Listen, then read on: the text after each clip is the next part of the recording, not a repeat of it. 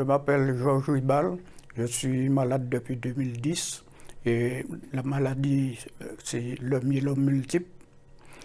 Mais c'est un parcours de combattant parce que cette maladie, bon, ben, nous atteint, c'est tout le corps, la fatigue, et les os, des trous dans les os et tout. Et c'est une maladie qui est très pénible, on souffre beaucoup. Et c'est une maladie qui emmène même au suicide. Parce que j'ai plusieurs personnes que je connais qui se sont suicidées par rapport à la douleur insupportable. Et bon, j'ai fait tous les parcours qu'il y a dans cette maladie parce que j'ai fait une autogreffe. Enfin, j'ai fait une autogreffe en 2010, une autre en 2013 et j'ai trouvé un donneur sur le fichier et pour un allogreffe en 2013. Et déjà, pour trouver un donneur, c'est un donneur sur 1 million. Alors j'ai de la chance déjà de trouver un donneur. Bon, ça a marché pendant 5 ans et en 2018, j'ai rechuté.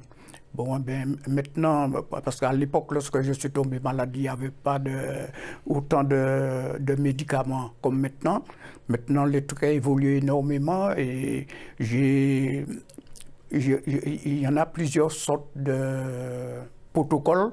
Et à chaque fois que le protocole ne va plus, bon, ben, on me change de protocole. Mais c'est une maladie qui est très, très, très dure. Même moi, j'ai failli me suicider. Moins 5, j'aurais pu me suicider aussi. Alors, c'est pourquoi que je tire l'attention sur ce suicide.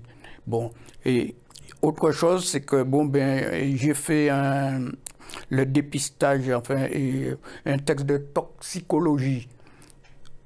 D'où ils ont trouvé que j'ai 5 molécules cancérigène. Mais c'est une maladie, c'est une maladie vicieuse très lente. Et lorsqu'on découvre la maladie, eh bien, c'est possible qu'il y a 5-10 ans qu'on a ce virus-là. Et lorsqu'il se déclare, c'est qu'on est pratiquement mort. Bon, maintenant, bon, ben, avec les recherches, il y a beaucoup de recherches maintenant pour cette maladie.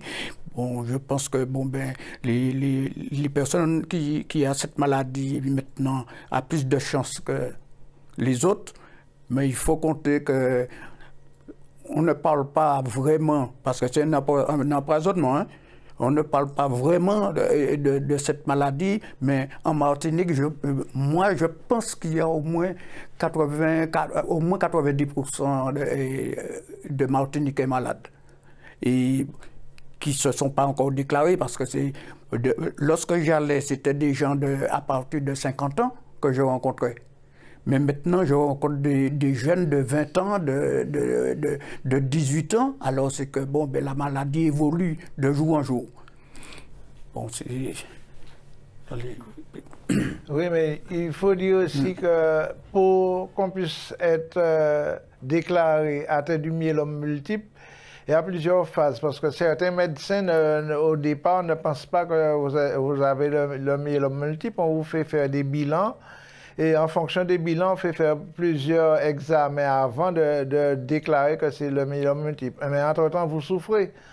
Entre-temps, bon, vous avez beaucoup de fatigue, on vous donne des petits traitements comme ça, et puis quand on a trouvé vraiment la cause, c'est que c'est le myélome multiple, à ce moment-là, on vous met sous traitement.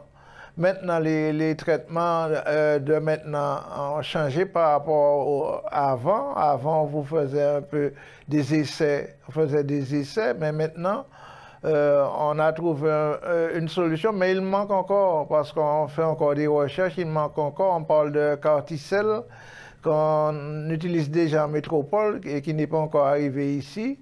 Et aussi, moi, je pense qu'on devrait se rapprocher aussi des donneurs de moelle osseuse.